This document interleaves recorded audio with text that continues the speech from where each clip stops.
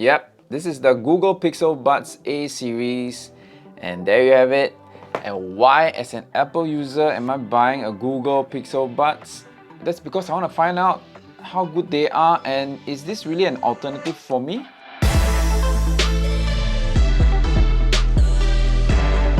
Okay, so first and foremost, whenever I get a new pair of earbuds, the most important thing will be the fit. I'm sure everybody would think that way. Okay, maybe some of you, to you, the audio quality has to be top notch, but if the fit doesn't do it for me, no matter how good the audio it is, I won't be able to leave it on, it won't stay on, and I cannot enjoy the music as it's supposed to be. So what attracted me to the Google Pixel Buds is because it has a unique wingtip design. Yes, many of them has that.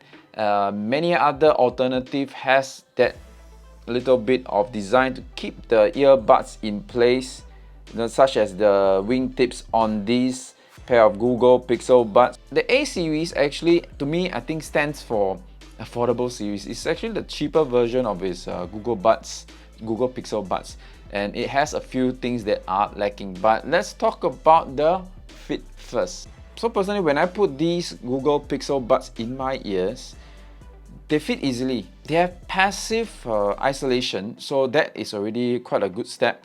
And with those little bit of wingtips there, it actually really helps to keep it in place, especially when I go for workouts. You know, sometimes when I'm in the gym, when I do heavy weights, or when I'm lying on a bench, the AirPods actually loosens up a bit. The AirPods Pro. Okay, don't talk about the AirPods first gen, that I can't even use it at all. So for the AirPods Pro, at times I even feel it slipping out a little bit when I'm doing some intense workouts, especially for runs. I can feel it like dropping out occasionally. You know, you get the feeling that it may want to drop out for the AirPods Pro, but for these guys, for the Google Pixel Buds A series, it stays in place.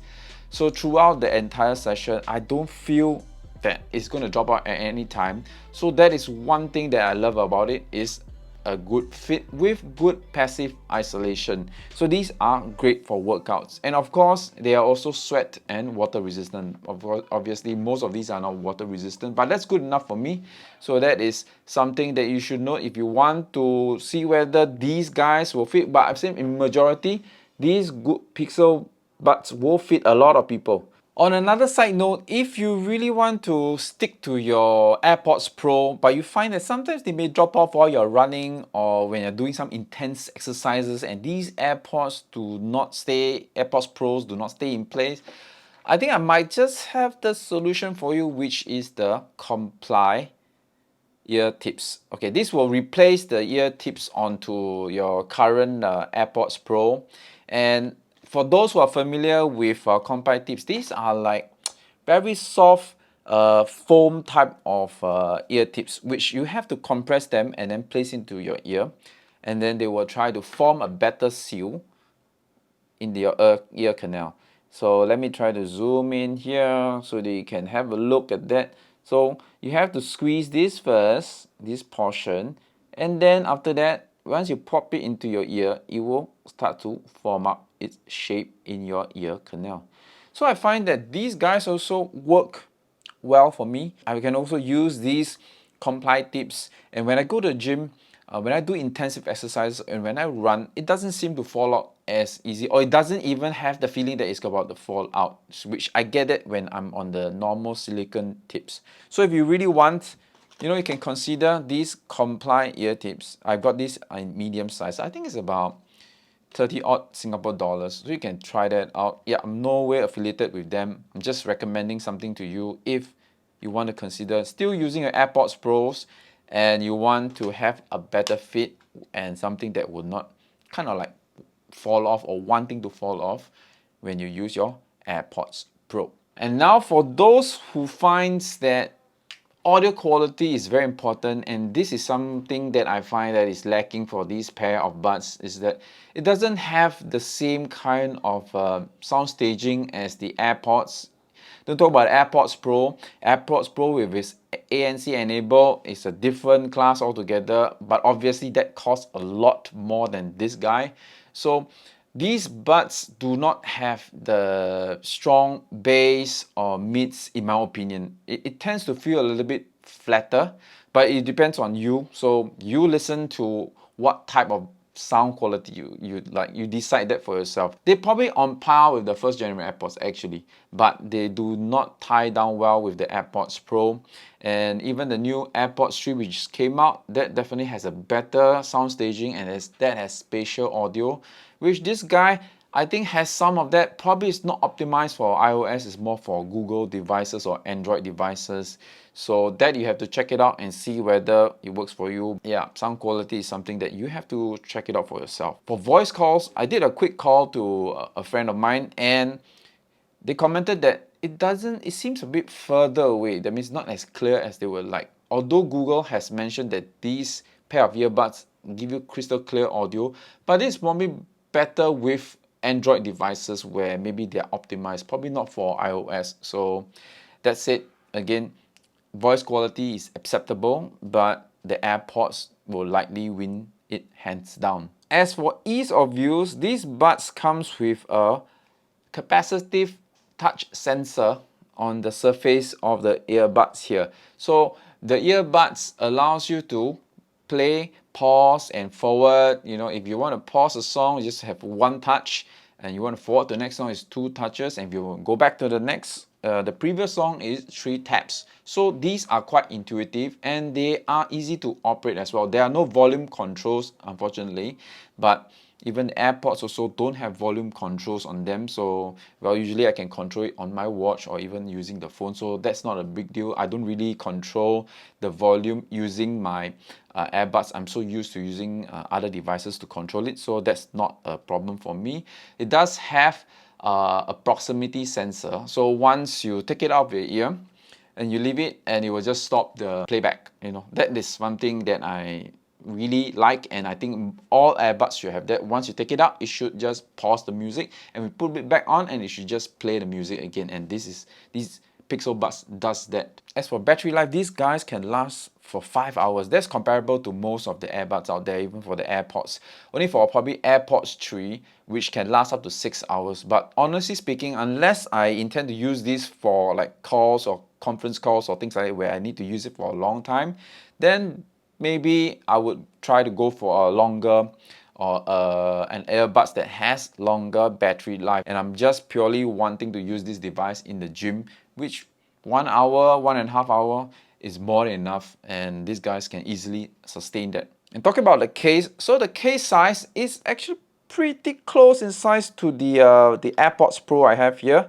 So I think that is also a very important aspect to consider, because once you want to get earbuds with a case that is not too big and you can easily bring this out, which is one of the important criteria that I have.